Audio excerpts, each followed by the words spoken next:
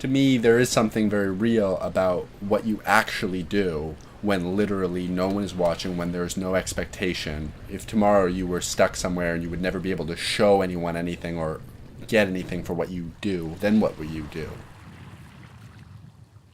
It's very ironic, the journey of the castaway, because they go from, in society, there's never enough time. We have to do this, do this, do that.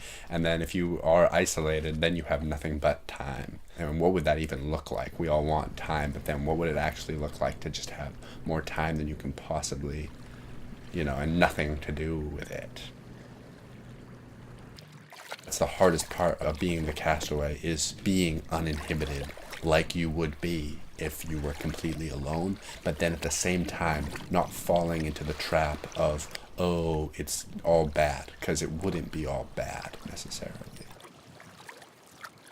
The show I made and the work I continue to make, it's not about deserted islands. It's not about survival. It's not about, oh, how brave, or it's not about, oh, how crafty they MacGyvered their way. It's not about any of that shit. The physical isolation is just a metaphor for that part of us that will always feel alone, no matter what we do, because there is some amount of loneliness or isolation, or call it whatever you want, that you can't get away from.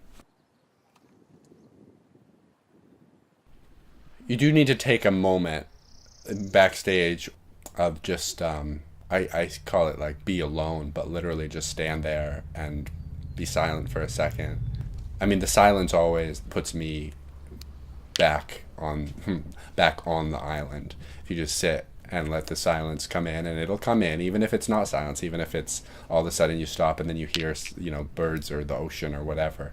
It's like, oh, okay, there it is. There it is.